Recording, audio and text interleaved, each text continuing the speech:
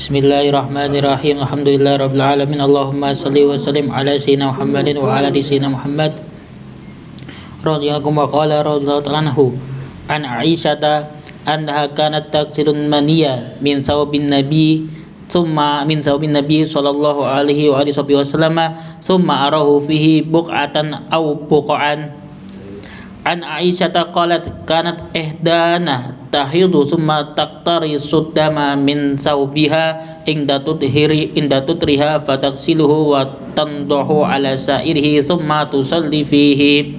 An Aisyata anna imra'atan minal ansari qalat lin nabi sallallahu alaihi wa alihi wasallam kaifa aqtasilu minal mahidi qala khudi firsatan mumassikatan fatawwaddu'i salasan thumma inna nabiyya sallallahu alaihi wasallam istahya fa'arada biwajhi aw qala tawaddu'i biha fa khattuha fajadabtuha wa akhbartuha bima yuridu nabiyyu sallallahu alaihi wasallam. An Anis bin Malikin anin Nabi sallallahu alaihi wasallam qala innallaha azza wa jalla wakala birrahimi malakan yaqulu ya rabbi nutfatan ya rabbi alaqatun ya rabbi mudghatan faida arada an yaqdiya khalqahum qala adakkarun am unsa syaqiyun am sa'idun famar rizqu wal jalu fayuktabu fi batni ummihi wa shalla Jabir bin Abdillahi wa Abu Sa'idin fi safinati qa'iman wa qala al-Hasanu qa'iman ma lam tashqa ala ashabika taduru ma'aha wa illa faqa'idan. An Anis bin Malik qala kunna nusalli ma'an nabiy sallallahu alaihi wasallam fayadau ahaduna tarafa thawbi minasyiddatil hari fi makani sujudi. An Anis bin Malik an Anas bin Malik anna nabiy sallallahu alaihi wasallam ra'a nukhamatan fil qiblati fashaqqa dalika alaihi hatta ru'iya fi wajhi faqama fahakkahu biyadihi faqala inna ahadakum idza qama fi salatihi fa innahu yunaji rabbahu aw inna rabbahu bainahu wa bainal qiblati fala yabzughanna ahadukum qibala qiblatihi walakin an yasarihi aw tahta qadamayhi thumma akhadha tarafa ridaihi fa basaqa fihi thumma radda ba'dahu ala ba'di faqala aw yaf'alu hakada. An Aisyata qalat kana nabiyyu sallallahu alaihi wasallam yuhibbu tayammanu mastata'a fi sya'nihi kullihi fi turuhi wa tarajjulihi wa tana'ulihi.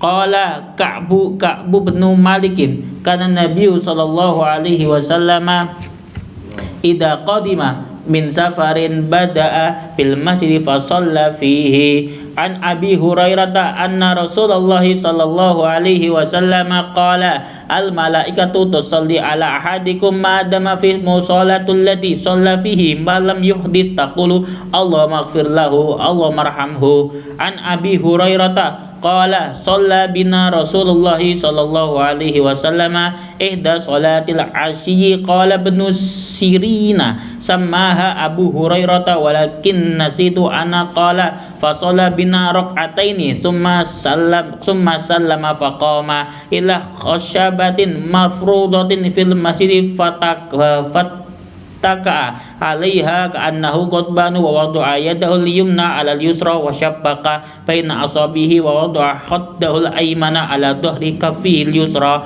wa kharajatis sar'anu min abwabil masjid faqalu qasuratis salatu wa fil qaumi Abu Bakrin wa Umaru fabaha ayyukallamahu wa fil qaumi rajul fahaba wa Umaru fahaba ayyukallamahu wa fil qaumi rajulun fi yadayhi tulun yuqalu lahu dul yadaini qala ya Rasulullah anasita am qasuratis salatu qala lam ansah wa lam tuqsar faqala akama yaqulu dul yadaini faqalu na'am fataqaddama fa sallama taraka thumma sallama thumma kabbara wa sajada misla sujudihi aw atwala thumma rafa'a ra'sahu wa kabbara thumma kabbara wa sajada misla sujudihi aw atwala thumma rafa'a ra'sahu wa kabbara fa rubbama sa'aluhu thumma sallama fayaqulu nubitu an Imrana bin Husainin qala thumma sallama an Abi Sa'idin al-Khudri qala Bismillahirrahmanirrahim. Wa bisanadil muttasil ila al-Imam Ibn Abi Jamrah rahimahullah ta'ala wa nafa'na bihi wa bi'ulumi sa'ir salina fid dharain amin. Hadis yang pertama di majlis ini yaitu hadis yang diriwayatkan oleh Siti Aisyah, istri baginda Nabi Muhammad sallallahu alaihi wasallam, yang menjelaskan kepada kita bahwa beliau itu selama hidupnya bersama dengan Rasulullah sallallahu alaihi wasallam seringkali beliau itu mencuci pakaian-pakaiannya Rasulullah sallallahu alaihi wasallam yang di situ ada, mohon maaf, bekas mani. Ada bekas apa? Mani. Dan itu dicuci oleh Siti Aisyah dan bekasnya itu masih kelihatan. Jadi ada seperti apa? Bekas mani. Sebagaimana yang kita ketahui.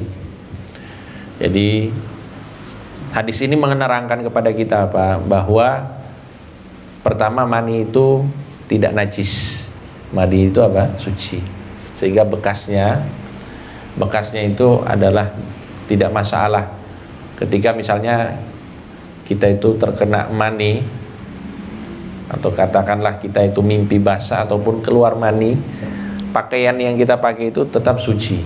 Karena apa? Karena mani itu menurut ulama yang adalah sesuatu yang suci. Alasan pertama karena apa? Karena asal usul manusia itu apa? Mani. Kalau misalnya mani itu kita bilang najis, berarti kita semuanya apa? Najis. Setuju? Oh, enggak setuju lah. Bahaya nih.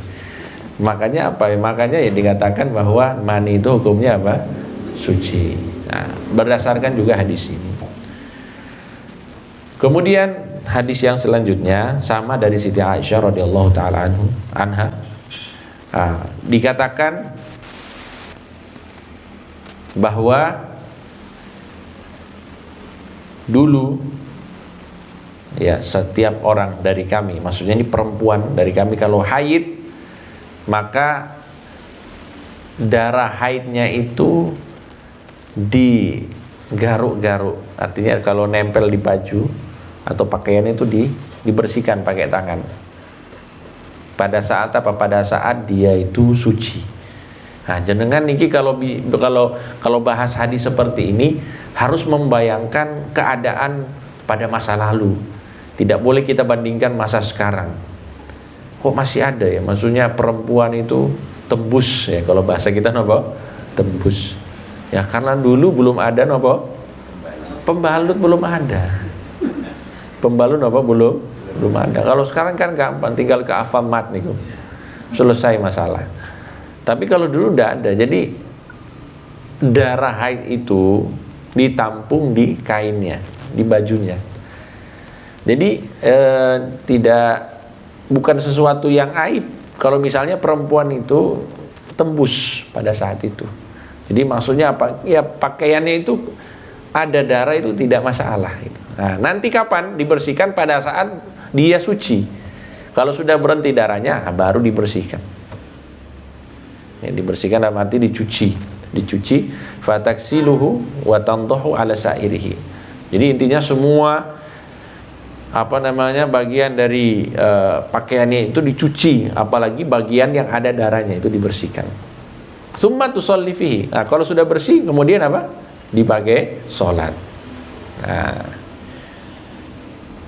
ini apa yang menjadi pelajaran untuk kita semuanya, bahwa apa?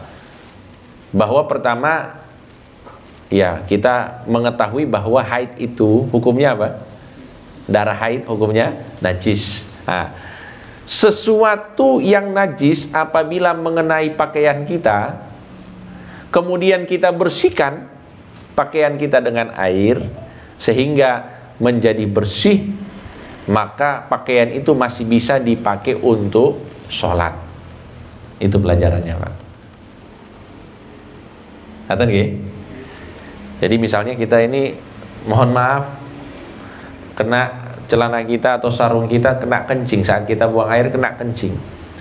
Bagaimana caranya supaya sarung kita ini menjadi suci lagi? Ya, bagian yang kena kencing itu kita siram dengan air, seperti itu.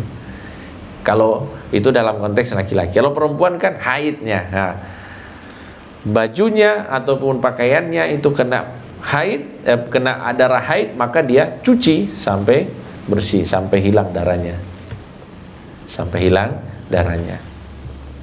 kemudian ya silahkan dipakai lagi untuk sholat, tidak masalah. Ini penjelasan untuk kita semuanya. Karena begini, kenapa hal ini dijelaskan di dalam kitab Sahihul Bukhari dan juga dijelaskan oleh Siti Aisyah? Karena termasuk ajaran-ajaran dahulu sebelum Islam, kalau ada orang yang kena najis pakaiannya itu sudah tidak bisa dipakai lagi. Jadi najis itu ya dianggap sesuatu yang sudah tidak bisa disucikan. Itu kalau dulu. Makanya misalnya Pak nih, jenengan misalnya bajunya kena najis, bagian tangannya, ini berarti digunting nih. Nah, kan repot Pak nih. Itu klewer itu insya Allah laku terus bagiannya. Karena setiap kali apa? Setiap kali ada kena najis, dipotong, dibuang, beli lagi. Kalau pedagang ya cocok nih. Kalau pedagang cocok ya Pak. Kalau pakai hukum itu ya. Nah, tapi kan hukum Islam itu ya makanya agama kita ini, agama Islam yang dibawa oleh Nabi Muhammad SAW ini adalah agama yang mudah. Agama yang mudah, alhamdulillah.